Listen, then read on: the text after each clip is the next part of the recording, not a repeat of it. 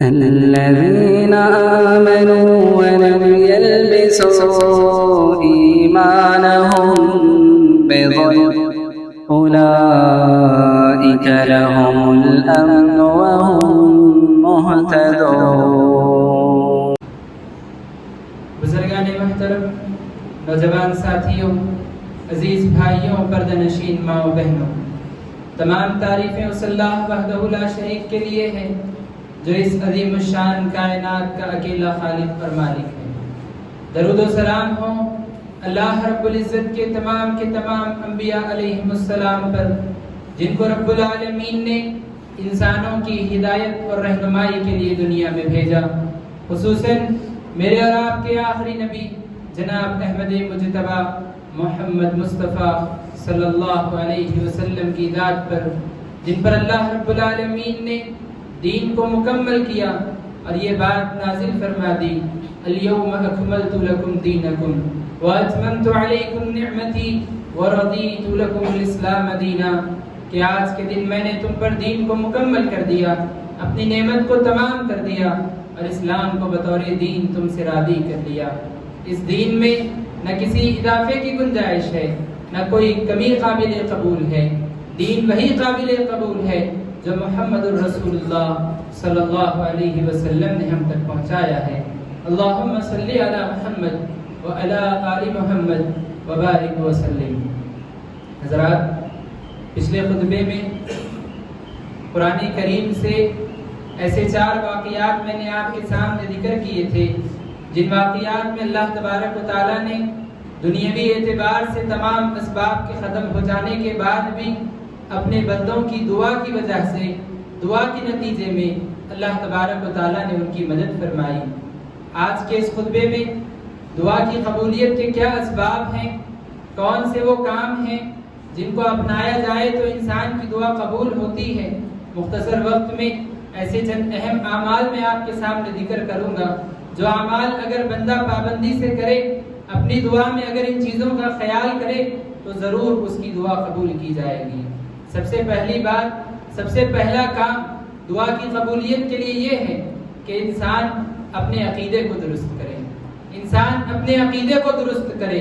دعا مانگے تو صرف اللہ سے دعا مانگے، اللہ رب العالمین کے علاوہ کسی اور سے دعا نہ مانگے۔ ایک بندہ اگر ایک طرف اللہ سے بھی دعا مانگ رہا ہے، دوسری طرف مزاروں پہ جا کے بھی دعا مانگ رہا ہے، ایک طرف اللہ سے بھی پناہ مانگ رہا ہے، دوسری طرف اپنے ہاتھ میں، اپنے گلے میں، اپنے پیر میں تعویذ پہن کر بھی بیماریوں سے بچنا چاہ رہا ہے، تو یاد رکھیے اللہ تبارک و تعالیٰ اپنے ساتھ کسی کی شرکت کو کبھی برداشت نہیں کرتا۔ اللہ سے بھی مانگا جائے، غیر اللہ سے بھی مانگا جائے، اللہ اس کو قبول نہیں کرتا۔ اللہ تبارک و تعالیٰ نے کہا وَقَالَ رَبُّكُمُ ادْعُونِي أَسْتَجِبْ لَكُمْ، اور تمہارا رب یہ کہتا ہے کہ تم صرف مجھ سے دعا مانگو، میں تمہاری دعاؤں کو قبول کروں گا۔ اللہ تبارک و تعالیٰ ہماری دعاؤں کو اس وقت قبول کرے گا جب ہم اپنے عقیدے کو درست کر کے صرف اللہ سے دعا مانگے۔ اللہ کے رسول صلی اللہ علیہ وسلم نے اپنے چچا زاد بھائی عبداللہ بن عباس رضی اللہ عنہما کو یہی نصیحت کی تھی کہ جب دعا مانگو تو اللہ سے دعا مانگو۔ اللہ کے رسول صلی اللہ علیہ وسلم نے فرمایا تھا اذا سألت فاسأل اللہ، کہ اے میرے بھائی جب بھی مانگو تو صرف اللہ سے مانگو، وَإِذَا اسْتَعَنْتَ فَاسْتَعِنْ بِاللَّهِ، اور جب بھی مدد کی ضرورت پڑ جائے تو صرف اور صرف اللہ رب العالمین سے مدد طلب کرو، اللہ کے سوا کسی سے مدد طلب مت کیا کرو۔ تو حضرات، سب سے پہلا عمل یہ ہے کہ ہم اپنے عقیدے کو درست کریں اور دعا مانگیں تو صرف اللہ رب العالمین سے دعا مانگیں۔ دوسرا عمل دعا کی قبولیت کے لیے یہ ہے کہ آدمی دعا کے لیے اپنے ہاتھوں کو اٹھا کر قبلہ رخ ہو کر اللہ رب العالمین سے دعا مانگے۔ اللہ کے رسول صلی اللہ علیہ وسلم کے بارے میں صحابہ فرماتے ہیں کہ اللہ کے رسول صلی اللہ علیہ وسلم جب کبھی دعا مانگنا چاہتے، جب کبھی اللہ سے کچھ مانگنا چاہتے، اپنے ہاتھ آسمان کی طرف اٹھاتے، اپنے ہاتھوں کو اٹھا کے اللہ رب العالمین سے دعا مانگا کرتے تھے۔ اور آپ نے مشہور حدیث سنی ہوگی کہ اللہ کے رسول صلی اللہ علیہ وسلم نے فرمایا کہ بندہ جب اللہ کے حضور میں، اللہ رب العالمین کی بارگاہ میں اپنے ہاتھوں کو اٹھاتا ہے، اللہ سے ہاتھ اٹھا کے مانگتا ہے، تو اللہ تبارک و تعالیٰ کو حیا آتی ہے کہ اللہ رب العالمین اس کے ہاتھوں کو خالی لوٹا دے۔ اللہ رب العالمین کچھ نہ کچھ دے کر اسے لوٹاتا ہے۔ تو دعا کی قبولیت کے لیے ضروری ہے کہ ہم اپنے ہاتھوں کو اٹھا کر اللہ رب العالمین سے دعا مانگے۔ ہاتھ اٹھائے بغیر بھی دعا قبول ہو سکتی ہے، لیکن یہ سبب اگر اپنایا جائے تو دعا کی قبولیت کے امکان بڑھ جاتے ہیں۔ اسی طرح حضرات، دعا کی قبولیت کے اسباب میں سے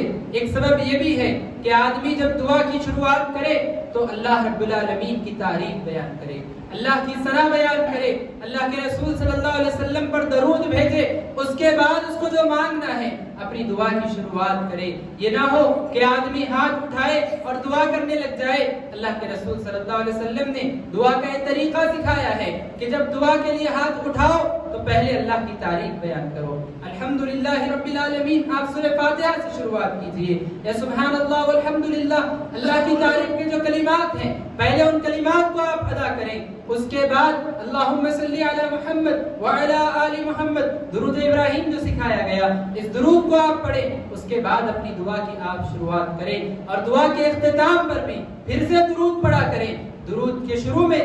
دعا کی شروع میں درود اور دعا کے اخیر میں جب درود پڑھا جاتا ہے تو اللہ کے نبی صلی اللہ علیہ وسلم نے بتایا کہ اللہ تبارک و تعالیٰ اس دعا کو قبول فرماتا ہے۔ اسی طرح حضرات،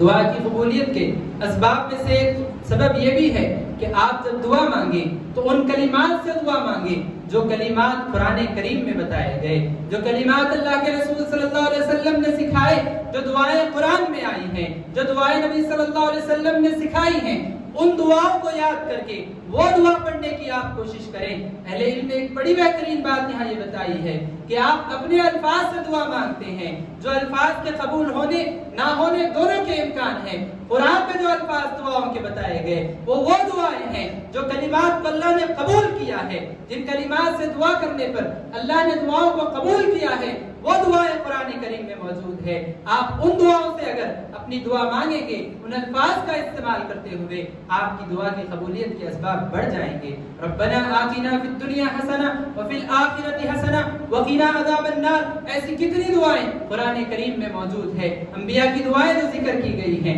ان دعاؤں کو آپ یاد کرنے کی کوشش کریں۔ اللہ کے رسول صلی اللہ علیہ وسلم نے احادیث میں جو دعائیں سکھائی ہیں، ان دعاؤں کو آپ یاد کر کے اپنے ہاتھ اٹھا کر اللہ سے وہ کلمات کے ساتھ دعا مانگیں، آپ کی دعا کی قبولیت کا امکان بڑھ جائے گا۔ اسی طرح حضرات،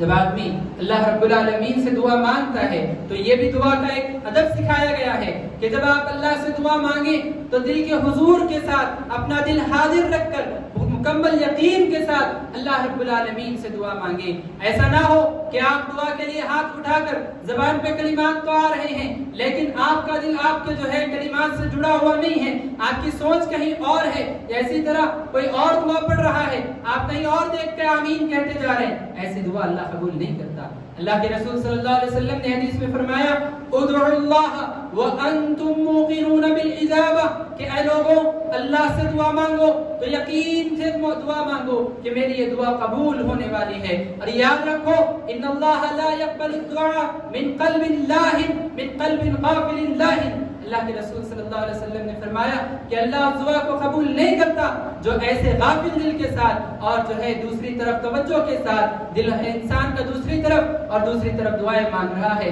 ایسے دل کے ساتھ اللہ دعا کو قبول نہیں کرتا۔ اسی طرح حضرات، دعا کی قبولیت کے اسباب میں سے ایک سبب یہ بھی ہے کہ آدمی دعا مانگنے کے لیے دعا کی قبولیت کے اسباب میں دعا کی قبولیت کے اوقات کو انسان جو ہے طے کرے، دعا کی قبولیت کے اوقات میں انسان دعا کرے۔ شریعت میں کچھ ایسے اوقات بتائے گئے ہیں کہ جن اوقات میں دعا کی قبولیت کے امکانات بڑھ جاتے ہیں۔ حالانکہ اللہ تبارک و تعالیٰ تو اپنے بندوں کی دعاؤں کو ہمیشہ قبول کرتا ہے، لیکن کچھ ایسے اوقات بتائے گئے جن اوقات میں اللہ تبارک و تعالیٰ دعا کو رد نہیں کرتا، جیسے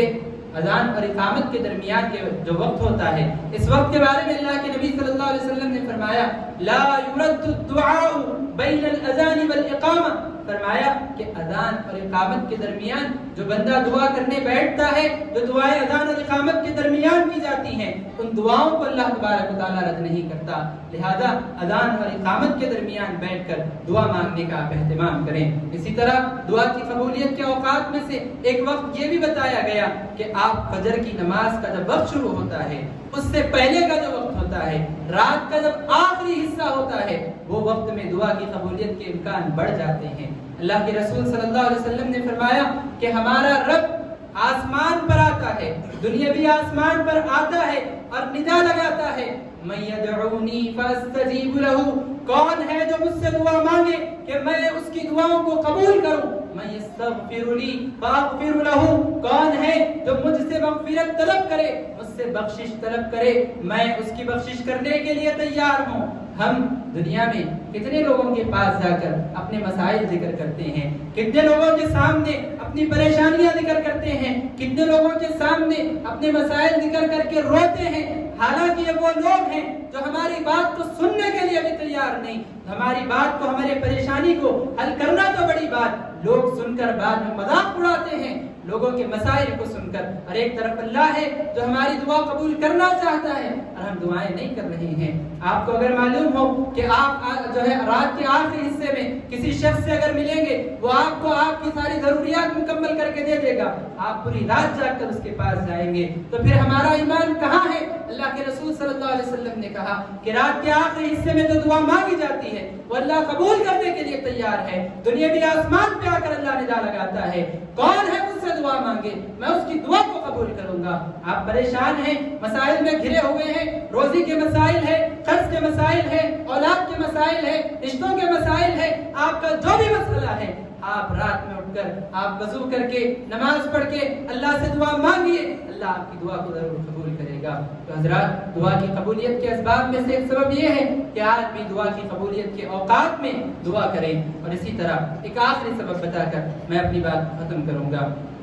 جب آپ دعا مانگے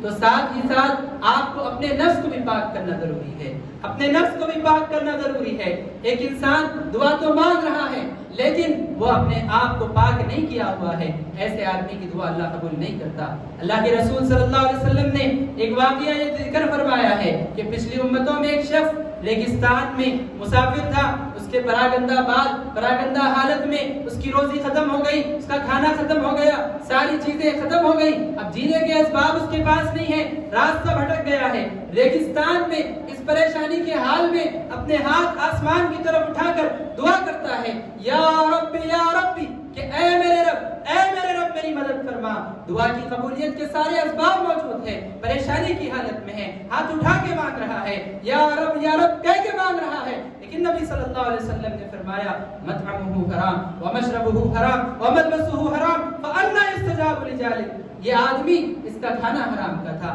اس کی روزی حرام کی تھی، اس کے کپڑے حرام کے ہیں، وغذي بالحرام، اس کی پرورش، اس کی نشو و نما حرام کی روزی سے ہوئی ہے، فأنى يستجاب لذلك۔ اس آدمی کی دعا کیسے قبول ہو سکتی ہے؟ یاد رکھیں حضرات، حرام لقمہ اگر ہمارے پیٹ میں جائے گا، حرام لقمہ اگر پیٹ میں جائے گا، ہمارے اور اللہ کے درمیان دیوار بن جائے گا۔ ہمیں چاہیے کہ ہم اپنی روزی کو پاک کریں، ہم اپنی روزی کو پاک کریں، روزی اگر پاک ہوگی ہماری دعائیں قبول ہوگی۔ اللہ کے رسول صلی اللہ علیہ وسلم نے اپنے محبوب صحابی سعد بن ابی وقاص رضی اللہ عنہ سے ایک بار کہا تھا، یا سعد اطب مطعمک تکن مستجابۃ لدعوتک، فرمایا اللہ کے رسول صلی اللہ علیہ وسلم نے کہ اے سعد، تم جب اپنا لقمہ کھاؤ، اپنے لقمے کو، اپنی غذا کو، اپنی روزی کو حلال کر لو، مستجاب الدعوات ہو جاؤ گی، تمہاری ہر دعا قبول ہوگی۔ حضرت سعد رضی اللہ عنہ نے اس نصیحت پر عمل کیا اور اس کے بعد دعا کی قبولیت ان کی ایسی ہوتی تھی، ان کی ہر دعا ایسے قبول ہوتی تھی کہ مسلمان جب کبھی جنگ کے لیے جاتے حضرت سعد کو اپنے ساتھ لے کر جاتے، اور جنگ میں جب پریشانی کا موقع آتا، ہارنے کے امکانات پیدا ہوتے، تو حضرت سعد سے کہتے کہ اے سعد، آپ اللہ سے دعا کیجئے، اللہ آپ کی دعا کو قبول کرے گا۔ حضرت سعد یہاں اپنے ہاتھ اٹھاتے اور وہاں جنگ کا جو ہے پاسا پلٹ جاتا، جنگ مسلمان جیت کر نکل جاتے۔ تو حضرات، اللہ ہماری دعاؤں کو قبول کر سکتا ہے، لیکن دعا کی قبولیت کے اسباب کو اپنانا ضروری ہے۔ انہی باتوں پر اپنی بات کو سمیٹتے ہوئے میں دعا کرتا ہوں کہ اے اللہ، ہمیں اپنے گناہوں کے، اللہ ہم نے بہت سارے گناہ کیے، اللہ ہمارے گناہوں کو معاف عطا فرما، اے اللہ ہماری نیکیوں کو قبول عطا فرما، اے اللہ ہمیں دعا کے آداب کا لحاظ رکھتے ہوئے تجھ سے دعا مانگنے کی توفیق نصیب فرما۔ اے اللہ دنیا میں جہاں کہیں مسلمان پریشان حال ہیں اللہ مسلمانوں کی پریشانیوں کو آسان کر دے۔ اے اللہ جو مسلمان قرض میں مبتلا ہیں ان کے قرض کی ادائیگی میں آسانی پیدا فرما۔ اے اللہ جو مسلمان مرض میں مبتلا ہیں ان کو شفاء عاجلہ کاملہ نصیب فرما۔ اے اللہ جو مسلمان روزی کی تلاش میں ہیں ان کو حلال روزی نصیب فرما۔ اے اللہ جو رشتوں کی تلاش میں ہیں اللہ ان کو نیک اور صالح جوڑے نصیب فرما۔ اے اللہ جن کو تو نے اولاد نہ دے کے آزمایا ہے اللہ ان کو نیک صالح اولاد نصیب فرما۔ اے اللہ جن کی اولاد نافرمان ہو گئی ہے اللہ ان کی اولاد کو نیک اور فرما بردار بنا دے۔ اے اللہ جن کے والدین دنیا سے حالت توحید میں گزر گئے اللہ ان کے والدین کی مغفرت فرما۔ اے اللہ جن کے والدین زندہ ہیں ان کو اپنے والدین کی خدمت کی توفیق نصیب فرما۔ اے اللہ جب تک ہمیں زندہ رکھ نیک عمل کی توفیق نصیب فرما، جب موت دے تو حسن خاتمہ نصیب فرما۔ اے اللہ قبر کے عذاب سے حفاظت فرما، محشر کے میدان میں آسانیاں پیدا فرما، ہمارے حق میں جنت کا فیصلہ کر دے، جہنم سے نجات نصیب فرما۔ اے اللہ جنت میں تیرے نبی کی صحبت نصیب فرما، اے اللہ جنت میں تیرا دیدار نصیب فرما، آمین۔ قولوا قولی ھذا استغفر اللہ لی ولکم ولسائر المسلمین من کل ذنب فاستغفروہ انہ هو الغفور الرحیم۔